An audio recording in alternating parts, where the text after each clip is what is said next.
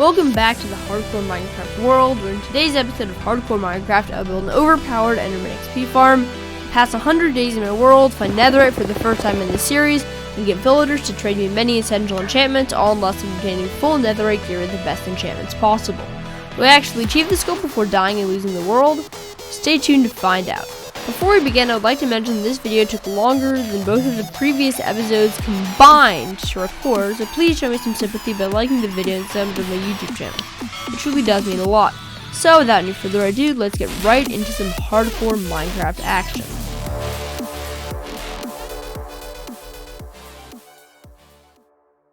Here we are back in the hardcore world. You read the title, so you know what's going on. For a quick recap, last episode we got ourselves an elytra from the end dimension after flying over the void by use of a piston airship. Today I wish to continue our progress towards making this world our own by fully maxing out my armor. It will be a challenge, but I think I can do it.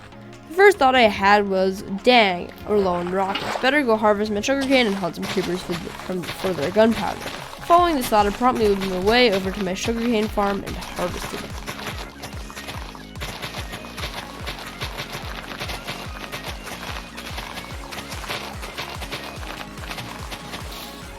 Through some stroke of luck, the sun was setting just as I finished harvesting the cane. Not wanting to waste the opportunity, I equipped my chest plate and began to hunt some creepers.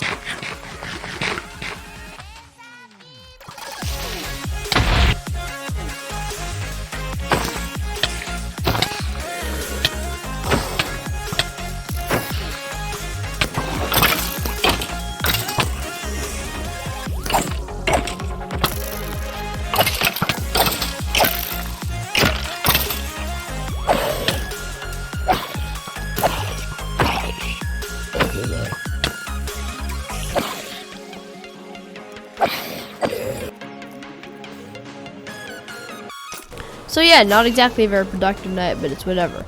To do something actually productive, I decided to go over to the village and gather some emeralds to prepare some serious trade recycling grind. I immediately got to work chopping trees for sticks, which I'd later use to trade to the local Fletchers.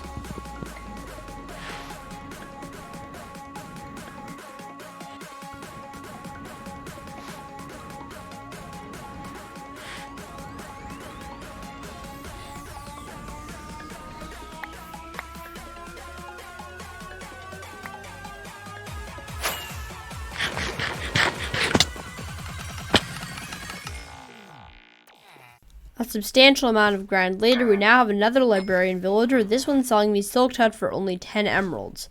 There is no way I can turn that down. Watch this clip. As I level this guy up to a master Fletcher, he ends up selling me arrows of instant damage, which are amazing and will come in handy later, probably. I'm not sure yet, but yeah, they'll probably come in handy.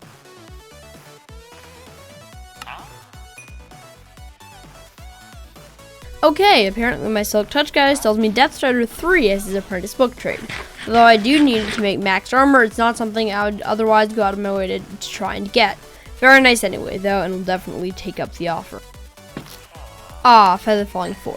Although in a similar vein to Death Strider, I need that enchantment much more urgently, so I didn't die from fall damage and lose the world. Thus, although it wasn't one of the absolute essentials, I decided to buy it anyway and lock in that villager.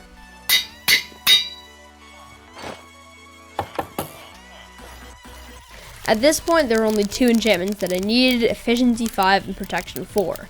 After lots of grind, I decided to spice things up a little and head over to the nearby desert village I knew the location of and resume the grind there. After somehow losing the footage of me getting the Efficiency 5 trade, I decided to keep up the grind for the final book I needed villagers to trade me Protection 4. And man, was it a grind.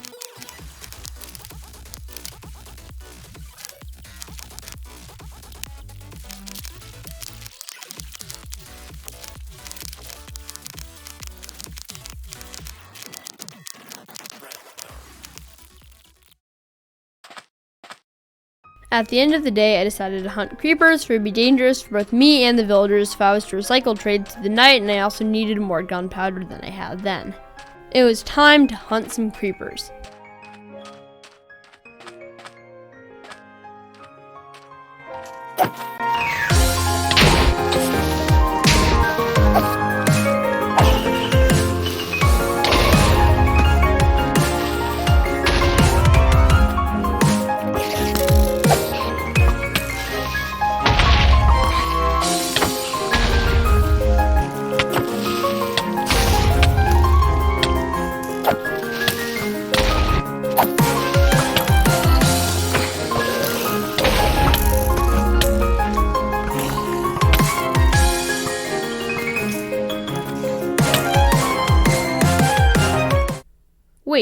right here. Unfortunately, I need to end this creeper-killing montage prematurely.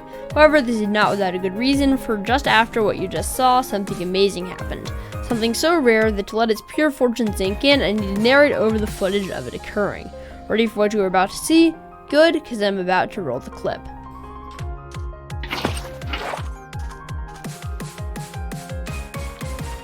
That's right, I just found a naturally spawning zombie wearing full diamond armor with all but the helmet enchanted. The chance of any given spawning like that are only 0.04%, and that's if the armor is unenchanted. That's over 50 times rarer than being born with more than 5 fingers and toes. I wasn't lying when I stated how insanely extreme my fortune was. This was crazy. Although the zombie would normally despawn once I went over 100 blocks away from it, I knew a few tricks to make the mob persistent, or in other words, stop it from despawning. First, I tried giving it an item to pick up. Although not all zombies are able to pick up items, if they do pick up an item they didn't spawn with, they'll become persistent. Unfortunately, this guy could not pick up items, so I had to resort to a second option. The next thing I did was trap the zombie in a cage of blocks and put a roof over his head so he didn't escape or get his helmet broken and burned to death. The final thing I did to guarantee his persistency was to go punch a nearby acacia tree, craft a boat, and lure him into it. Thus, the zombie would never despawn and sit there indefinitely until I decided to do something with him, which I probably will in the future if I don't die first. Promptly getting back to work, I resumed the grind of trying to get Protection 4, but after another unsuccessful day of trade resetting, night was once again upon me. Just as the sun was setting, I came across a second desert temple. Quickly and carefully raiding it, I came away with a whopping 6 gunpowder. I knew that these had the potential to yield absolutely insane amounts of the stuff, but unfortunately this temple was not one of them, so I didn't come away with that much. The rest of that night was uneventful, so it's about time to cut to the chase of me trying to force a villager to trade me for 4.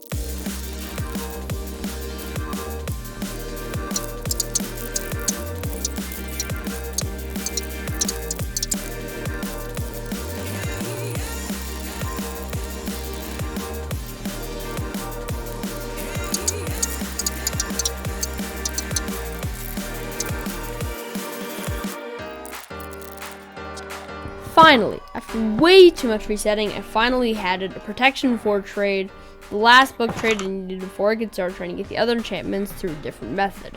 Although I didn't have enough emeralds to buy one right then and there, I could still lock in the villager by purchasing myself a bookshelf, which I promptly did. Next on my agenda was to chop wood, turn it into sticks, and trade those sticks to Fletcher villagers in return for emeralds. After about half an hour of work, I had fully re-enchanted my armor, and just had Aqua Affinity, Respiration 3, and Soul Speed 3 left to add. Immediately, and I mean immediately after I finished re-enchanting my boots, this happened. It was 2 zombie villagers, a cleric and librarian, either my OG Protection 3 guy or my Unbreaking 3 guy, the latter of which I sorely hoped were the case.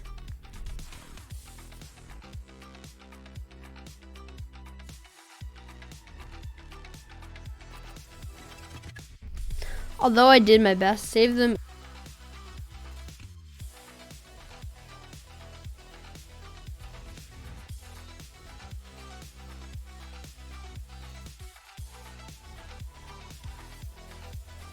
it was too late, and they both burned to death in the hot sun. Later, I would find out that it was just the OG Prot 3 guy that I lost to his librarian, but it stung nonetheless.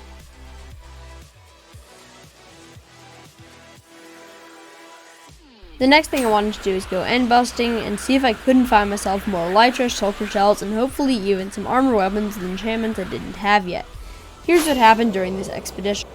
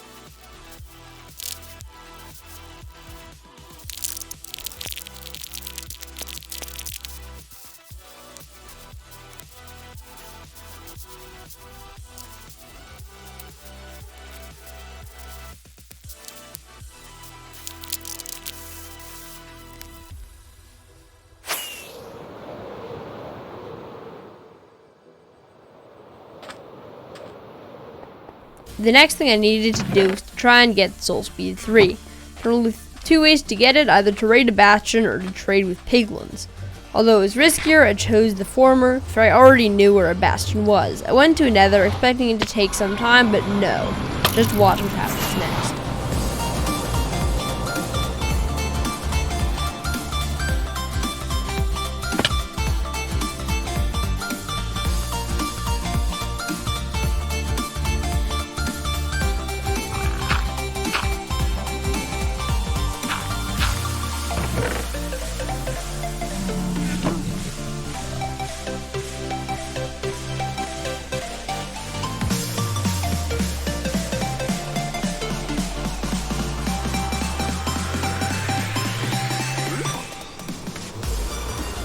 That was right. I had just gotten Soul Speed 3 less than 1 minute into my trip to the Nether. It was the first chest in the Bastion I looked at, and my luck could not have been better. Unfortunately, at the time I only had 1 enchantment level, so I couldn't add the enchantment to my boots quite yet. After getting the enchantment books I needed to make max tools, I decided to officially start working on a new project, making an Enderman farm in the hardcore world. Here is a quick montage of me gathering the necessary materials.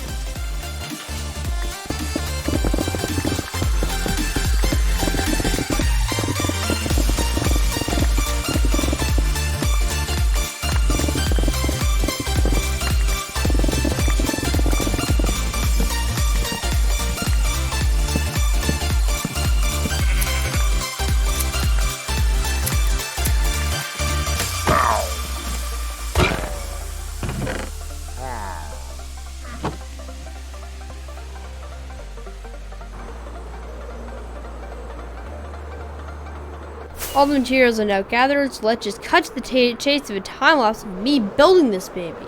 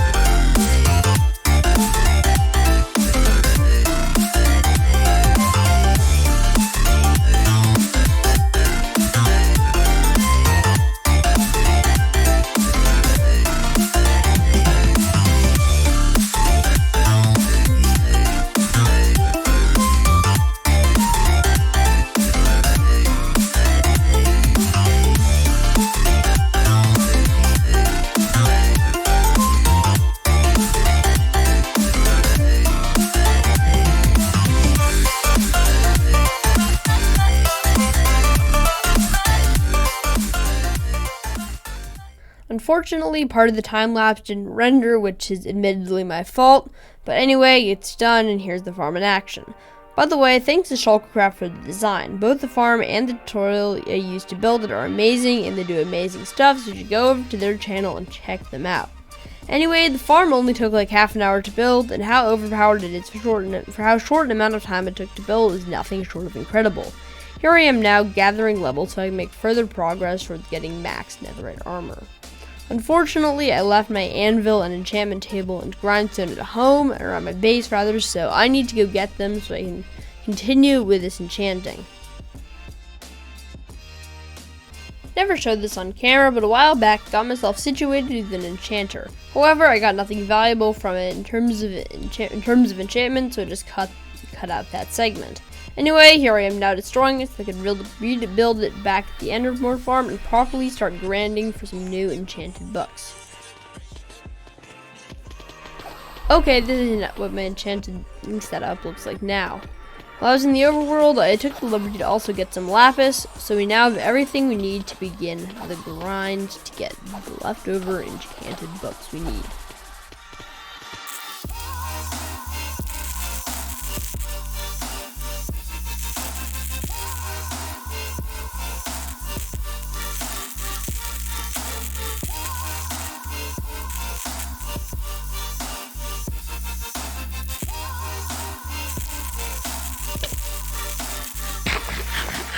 It was at this point when I had only 2 enchantment books left to get, both sharpness 5, and I was out of lapis and nearly out of my mind for the grind. To counter my luck right then and there, I made the decision I would not keep going at it, at least not with the enchantment table. Instead, I would get a villager to trade me the books. I knew where a nearby village was, one that I had previously not touched, so I headed there in search of sharpness 5. It was hours later when I finally had both of the books I needed. Yes, finally, after so long, a villager traded me exactly the book I wanted. Let's now call upon the magic of video editing, get it to cut to the part where I'm combining the books and adding the enchantments to my tools to make maxed diamond gear.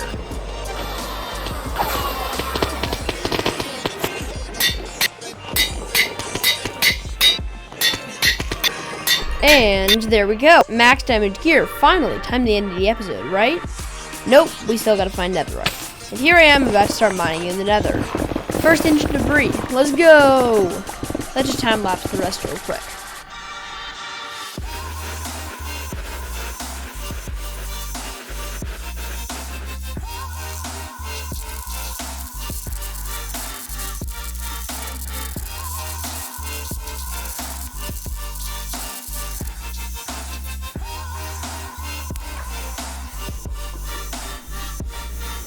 Some lost footage into the gear upgrading later. Ladies and gentlemen and everyone in between, we got it. Full netherite armor, let's go.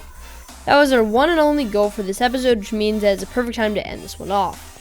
Thank you all so much for watching. Please remember to leave a like and subscribe to the channel of everyone's favorite RGBTQ+ gamer, and have an amazing rest of your day. Goodbye.